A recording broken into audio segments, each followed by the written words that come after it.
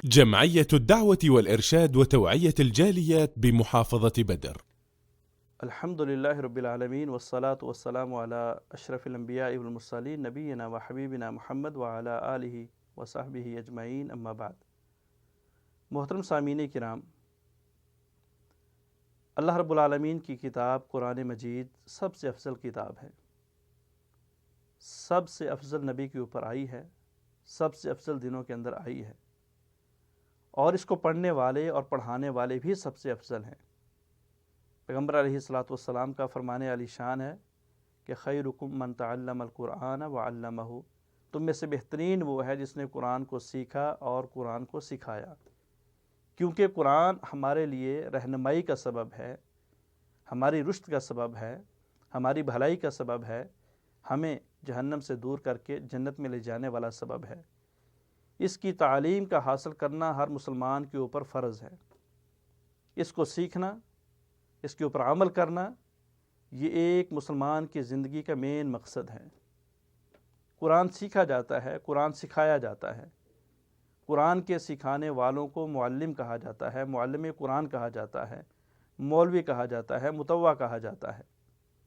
لیکن اعتراض یہ کیا جاتا ہے کہ کیا یہ لوگ جو مولوی حضرات ہیں، قرآن سیکھنے والے ہیں، سکھانے والے ہیں، یہ قرآن سکھا کے پیسے لے سکتے ہیں؟ یہ اجرت لے سکتے ہیں، تنخواہ لے سکتے ہیں، راتب لے سکتے ہیں؟ یہ مسئلہ بہت سارے لوگوں کو ہضم نہیں ہوتا اور بہت سارے لوگوں کی پیٹ درد کا سبب بنتا ہے، اور پھر وہ جہالت کی بنیاد پہ اعتراض کرتے ہیں کہ انبیاء اکرام نے ایسا کام نہیں کیا، صحابہ اکرام نے ایسا کام نہیں کیا، آج کے مولوی یہ قرآن کو کیوں بیچتے ہیں، دین کو کیوں بیچتے ہیں؟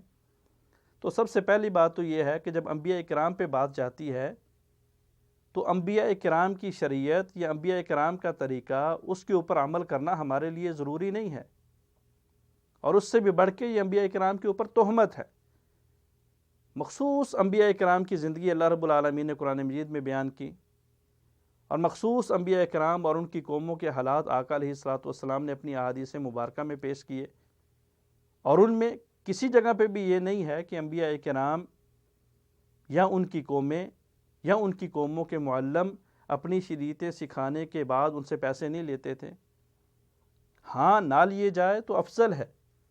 عبادت ہے، ایسی عبادت جو انسان کو بذات خود فائدہ دیتی ہے، اگر انسان کی جیب اجازت دیتی ہے، حالات سازگار ہیں، تو ایسی عبادات کو کرنے کے اوپر اجرت نہیں لینی چاہیے۔ اللہ رب العالمین نے فرمایا کہ جو لوگ ان عبادات کے اوپر اجرت لیتے ہیں تو ایسے لوگوں کے لیے دنیا میں ہی دے دی جاتی ہے ان کو منفعت، ان کو فائدہ، آخرت میں ان کے لیے کچھ نہیں ہے۔ لیکن اگر وہ تعلیم ایسی ہے جو دوسروں کو فائدہ دیتی ہے تو ان کے اوپر اجرت لی جا سکتی ہے۔ انبیاء اکرام، ان کی زندگی ہمارے لیے نمونہ نہیں، ہمارے لیے نمونہ اس نبی کی زندگی ہے جن کو جناب محمد الرسول اللہ صلی اللہ علیہ وسلم کہا جاتا ہے، جو ہمارے نبی ہیں، ہماری رشد و بھلائی کے لیے آئے ہیں، اور ہم امت محمدیہ ہیں۔ امت محمدیہ کے اندر قرآن کی تعلیم دے کے اجرت لینا جائز ہے۔ کیوں؟ اس لیے کہ ہمارے پیغمبر نے اجازت دی ہے، ہمارے اس رہبر و رہنما نے اجازت دی ہے، ہمارے اس امام نے اجازت دی ہے، جس کے جھنڈے کے تلے ہم نے جمع ہونا ہے، جس کی شریعت کے بارے میں ہم نے جواب دینے ہیں، جس کی شریعت کے ہم پابند ہیں۔ اس پیغمبر نے یہ اجازت دی ہے، یہ قانون بنایا ہے کہ قرآن کی تعلیم دے کے اجرت لی جا سکتی ہے۔ بخاری کی روایت ہے، ابو سعید خدری رضی اللہ تعالیٰ عنہ اس حدیث کے راوی ہیں، فرماتے ہیں کہ ہم ایک قافلے کی صورت میں جا رہے تھے، لمبی حدیث ہے۔ ایک جگہ پہ دیکھا کہ ایک سردار کو سانپ نے ڈس لیا، وہ بڑے پریشان ہمارے پاس آئے، کہا کیا کوئی علاج ہے؟ کہتے ہیں میں نے سورہ فاتحہ پڑھ کے اس کو دم کیا، اللہ رب العالمین نے اپنی رحمت سے اس کو شفا دے دی۔ تو انہوں نے بطور اجرت ہمیں بکریاں دیں، ایک روایت کے اندر آتا ہے کہ 40 بکریاں دیں۔ جب ہم لے کے پیغمبر علیہ الصلاۃ والسلام کے پاس آئے اور آ کر کے بتلایا تو آپ نے فرمایا اس میں سے میرا سہم، میرا حصہ بھی نکالو۔ کیوں؟ معلم سورہ فاتحہ میں ہوں، معلم قرآن میں ہوں۔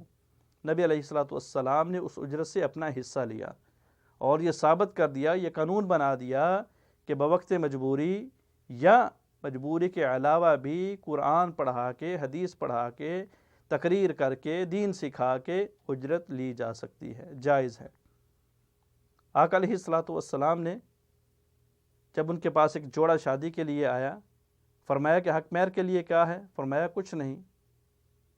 کہا اللہ کے رسول کچھ نہیں۔ فرمایا کہ کوئی لوہے کی انگوٹھی ڈھونڈ کے لے آؤ۔ کہا وہ بھی نہیں۔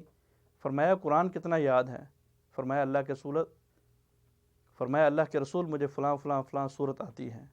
فرمایا یہ ساری صورتیں اپنی بیوی کو سکھا دینا، تیرا یہ صورتیں سکھانا ہی تیرا حق مہر ہے۔ حق مہر کے اندر سونا دیا جاتا ہے، چاندی دی جاتی ہے، روپیہ پیسہ دیا جاتا ہے۔